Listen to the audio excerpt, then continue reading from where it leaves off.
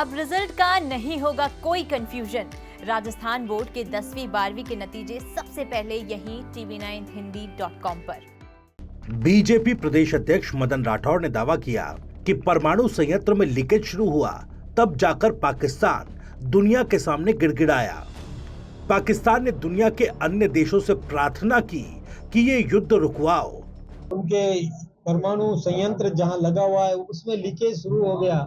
जब उससे लीकेज शुरू हुआ तो पाकिस्तान गिड़गिड़ाया। वो दुनिया के सभी देशों से प्रार्थना करने लगा कि हमारा ये युद्ध बंद कराओ, लेकिन हमारा देश किसी से सुनने वाला नहीं था। आखिर पाकिस्तान के सर्वोच्च सेनाधिकारी ने हमारे सेना के सर्वोच्च अधिकारी से जब चर्चा की और गुहार की कि आप कृपा करके युद्ध को रोक दीजिए, तब हमारे सेना नायक ने कहा कि हमारी शर्तों पर होगा।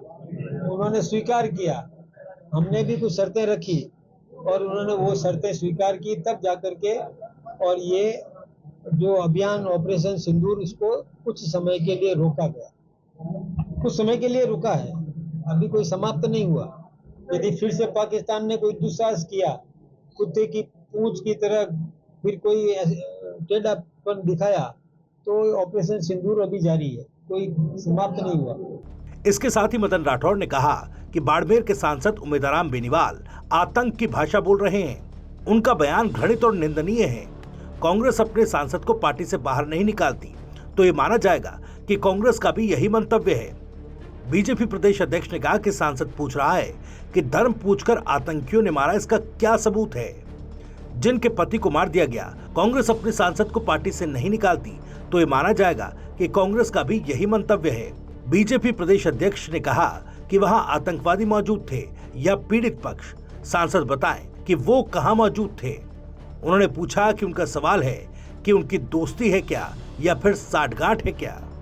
हमने जो लक्ष्य तय किया था वो हमने अचीव किया, प्राप्त किया। आतंकवादियों के केंद्र को नष्ट किया, आतंकवादियों को समाप्त किया, चुन चुन करके सजा दी है और हमारा मकसद इतना ही था। हमें पाकिस्तान की जनता को मारना नहीं था। हमने किसी आवासीय इलाके में और कोई हवाई हमला नहीं किया है। हमने उन्हीं केंद्रों को नष्ट किया है जहां से आतंकवादी पनपते थे और हम उसमें सफल हुए। अब वो चाहते हैं कि युद्ध कर दो, तो समय आएगा तो वो भी देखा जाएगा। हमने कभी भी किसी भी तीसरे की मध्यस्थता स्वीकार नहीं की और अवसर भी नहीं दिया, जरूरत भी नहीं है और खुद सक्षम है।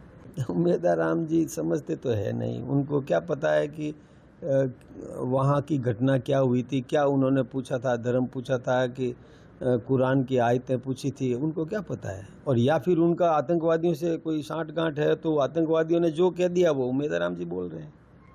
उन बहनों से पूछो ना, उन बहनों को पता है कि क्या पूछा गया था उनको और किस प्रकार से चुन चुन के धर्म के आधार पर मारा गया था, उनका सिंदूर पहुंचा गया था। ये अब उम्मेदराम जी उन आतंकवादियों का पक्ष ले रहे हैं, ये तो अत्यंत शर्मनाक है। और कांग्रेस को चाहिए कि ऐसे व्यक्ति को पार्टी से बाहर करे, नहीं तो ये माना जाएगा कि कांग्रेस भी उसमें समर्थन में और उन्हीं का भी वो भी वर्डिक्ट है।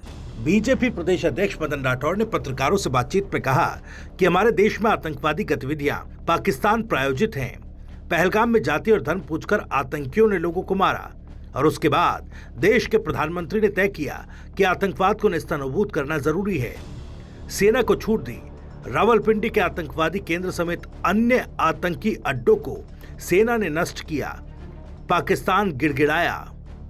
ऑपरेशन सिंदूर जारी है, ये स्थायी तौर पर रुका नहीं है। पाकिस्तान ने हमारे रहवासी इलाकों में मिसाइल छोड़ी। फलौदी में मैंने ऐसे देखा। भारत का हौसला बुलंद है, वो आतंकियों को भविष्य में मुंह तोड़ जवाब देगा। मोबाइल उठाइए, ब्राउजर खोलिए, क्योंकि राजस्थान बोर्ड के 10वीं और 12वीं के नतीजे सबसे पहले tv9hindi.com पर।